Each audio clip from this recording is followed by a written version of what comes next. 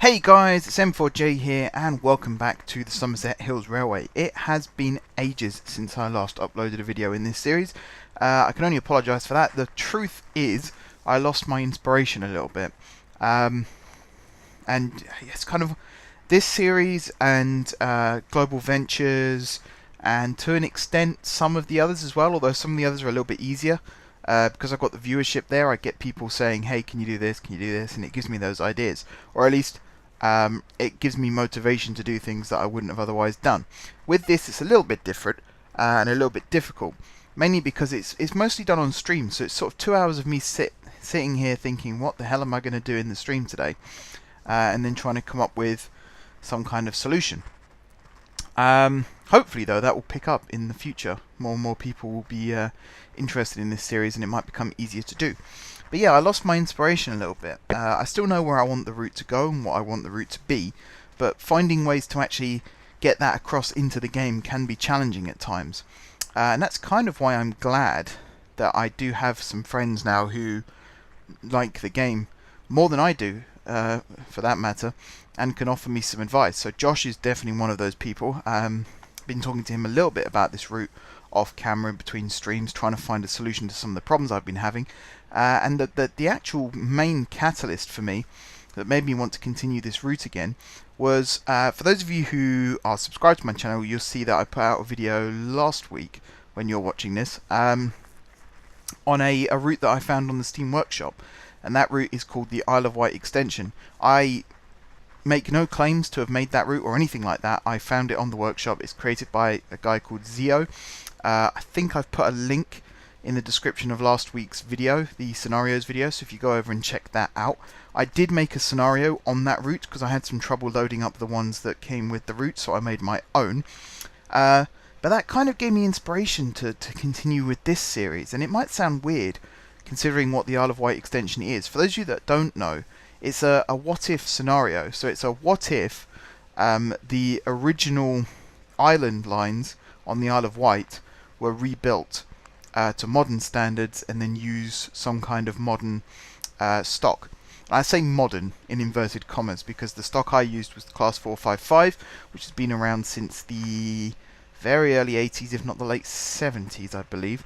It's very old. There's some of the oldest stock on the network at the moment. Plus, I decided to repaint it all into Network Southeast livery, because why not? So it all looks quite nice and quite lovely.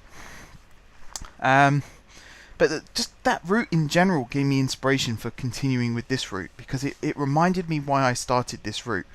The reason I started this route was because I wanted to create a heritage railway that's like the Great Central Railway up in the Midlands, but more intense, runs to a more intense timetable, more trains, with some modern feel to it as well.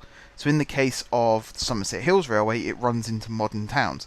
You might have seen at the start of the stream there, we had Wenwick Town Station, which is built on a viaduct right in the middle of a 21st century town. And that's where the Isle of Wight scenario, or the route, I should say, the Isle of Wight extension route, gave me the inspiration again. Was because I was looking at something that used to exist, no longer existed, and then was built to exist again, which on paper is what a heritage railway is. It's built in the 1800s, early 1900s, whenever it was closed, most likely during the 1960s, although some were closed before and after that period. And then because of preservationists, it was reopened again. Most of the time the track was ripped up in the 60s when the line closed, so the track has to be relaid from scratch in order to reopen again as a heritage railway. There are lots of heritage railways in the past few years that have opened extensions, some of which are on the track bed of the original route, some of which aren't. One that has opened that I'm very familiar with, that followed its old trackbed route, is the Bluebell Railway, which recently, well, I say recently, it's been quite a while now since they reopened it, but they reopened to East Grinstead, which is a big deal for them because it meant they could connect up with the main line again. So the Bluebell Railway is once again connected to the national network rail system. So they could do rail tours, rail charters, things like that. West Somerset. This is where you can tell where the Somerset Hills Railway name came from now. The West Somerset Railway did something very similar a little while ago when they connected up it's always been connected at Norton Fitzwarren, but they built the 2 turning triangles and they built a station platform there as well. Which other lines have recently connected up? Off the top of my head, I'm struggling to think of some, but those that have done it in the past, the Severn Valley Railway has always been connected at Kidderminster, or at least since in my lifetime it's been connected for the majority of that, if not all of that. I'm not entirely sure exactly when that connection was made, but it was a long time ago, I know that much, because pretty much all my life, the times I've been there, I can remember it being connected to the National Rail network. So yeah, I keep skirting around what made it be the inspiration again. And it was the idea of just having double track, old stock. It's essentially what this is, to an extent. You know, running into towns, and in one case a city, a nice mix of old and new.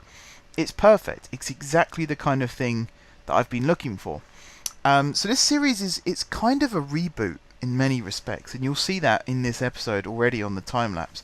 A lot of it is a reboot. It's a rehash of what used to exist, kind of edited and changed to suit this new need. So the first thing I wanted to do was completely rebuild the main junctions in and around Lambton Bay Station, which is the current terminus of the line, or at least it's the current northern terminus of the line. The line will eventually extend further north to the west as well. So for this bit here, I wanted to move the rolling stock sidings and the motive power sidings and sheds past the station. So originally there was just this weird cliff face kind of thing, and I wanted to remove all of that and build this plateau, which is heavily inspired by I think it's the Welsh Highland Railway. It might be the Festiniog side of the Welsh Highland Railway in Wales. Did I say Welsh or West? I meant Welsh. If I said West, I definitely meant Welsh. But they have a place called Boston Lodge, which is kind of their main works, sidings, carriage storage, all that kind of thing. And it's basically built on this little plateau that juts out into the water. So you have the Cobb, which is a man-made water, kind of like a dam, kind of like a dike, that kind of thing. And the railway runs across the top of that from Portmaddock. It is Portmaddock, isn't it? I think it's that end. And then it goes around this curve right on the... keep going to say seafront. I think it technically is the seafront, but I'm going to say the water's edge just in case. So it runs along the water's edge. And then you have all the works and sidings and everything on that little plateau area as well. That's kind of what I wanted this to represent. So this was difficult. This was extremely difficult to build. I had to go back and do it, I think 3 or 4 times before I finally got it how I like it. And even now I'm sort of debating whether to change it again. We will see. But essentially, the sheds used to be 2 covered roads and an external road. That's still the same. The big difference is the carriage sidings. There used to only be 2 carriage sidings, very, very short, with a little shed that covered the ends. Now it's, I think it's 4 normal sidings and then a 5th one that really juts out into the sea in this case. And like I said, overall I'm fairly happy with it. Because I've been doing all these rejunctioning and retracking, it does also mean that there's a lot of re-signalling that needs doing, which I struggled with initially because I couldn't get my head around how the signals work, but I have now found a very, very useful tutorial, which again I think I'll link that in the description if I remember to do so. If I haven't, please give me a nudge and I'll link it in the description so that you guys can go check it out as well. It's a very, very useful tutorial. Let me find who actually wrote it. Mark Brinton wrote it. It's called An Unofficial Guide to Signalling in Rail Simulator. I think it was written quite a long time ago. I think it's referring to Railworks as the game. And I think there might be later issues of it as well. This is issue number 2 that I'm reading from. And all the details might not necessarily be up to date, but the basic logic is there. And it's such a useful tutorial. It's taught me so much just by reading a couple of sentences. I've learnt so much about where I was going wrong signalling wise. So you do see me at the end of this stream try and get the signals to work. This was before I read the tutorial. So I do now know where I went wrong. Or at least I know somewhere where I went wrong. And I'm happy with the fact that I was able to go and fix it.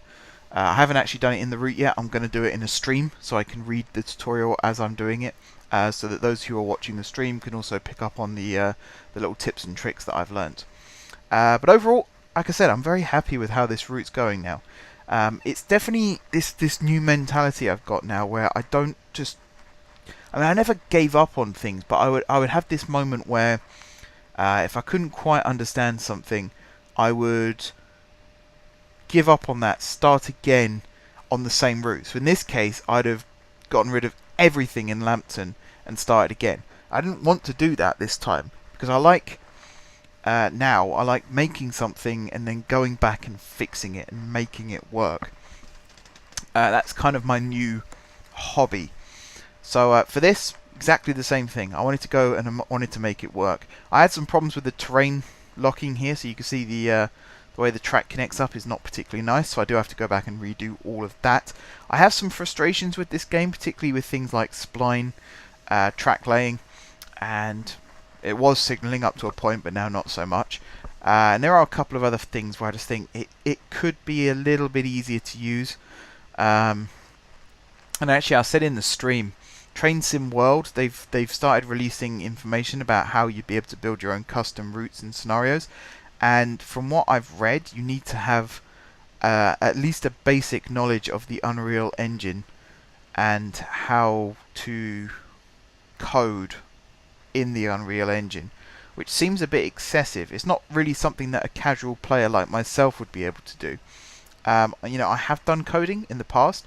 I would never say coding is my strong point. I would say the total opposite, in fact.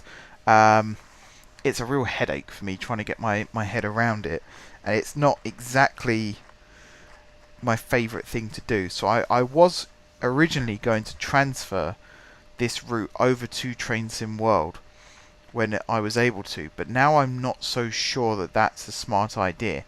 I think it would actually be better to continue making it on this, unless there is literally a button somewhere on Train Sim World I can click where it says port this route. And literally import it, and all the assets and everything will already be there. In theory, as I say, I don't know 100% know about this, but in theory, that might be possible in many respects. But we'll have to see. We'll have to see. So what else am I doing in this route? That's pretty much it. The basics was redoing all these carriage sidings, the engine sheds, everything like that. I need to put some fueling points in as well, because I don't think I did that on stream in the end, because I wanted to get the signalling done. And the whole route is getting re-signalled, by the way, not just this station. The station itself was the starting point, but everything is going to be simplified signalling wise. I was overcomplicating things with having just one set of points being controlled by 5 or 6 signals, and that's how I thought it had to be, and it turns out that's not the case. So that will get all redone as well. The block sizes will change as well, because the block sizes are quite small at the moment, whereas I think they could be a little bit bigger. So to give you an example, from the platform, let's say platform 1 at Lambton Bay, there was a signal at the end of the platform. There was another signal on the entrance to the tunnel. There was another signal on the exit of the tunnel, and then there was a signal on the left or the right junction, depending on which path your train was taking. That's now been changed, so there is a signal at the end of the platform, and then the next signal is at the top of the hill, either left or right, depending on which route your train is taking. And that's it. That's the block size. So from Lambton to the top of the hill is one block size, and likewise coming down the hill, from whichever route you take, left or right, there's going to be a signal, and that signal is going to create the block right the way into the platforms. And that's kind of for a realistic safety thing, because originally I had a signal right at the bottom of the hill out the tunnel, and if the brakes failed on the train, not that that can happen in the game to my knowledge, might be able to throw in a train fault like that in a scenario perhaps, but it's not just something that will happen. But if that were to happen in real life, you wouldn't be able to stop for the signal at the bottom of the hill regardless of what it displayed. So I think it made more sense to have the signal at the top of the hill before you actually start the incline, or the decline in this case, so that you know the platforms are protected in the safest way possible, which is what signals were designed to do essentially. So yeah, I think that's it in terms of the basics. You can see I have moved the sheds back, so they're now behind the platform. I wanted there to be a reason why platforms 1 and 2 just terminated and didn't continue on like platform 3 does. So that was the idea, was to build the shed directly behind the platforms. And it also explains why platform 3 there's a head shunt, because in fact you'll see at this point in time when I'm recording this, I haven't decided whether I'm streaming scenarios or route building on the stream that happened before this. So it might well be that you see on the stream that has just finished, if you're watching this at upload time,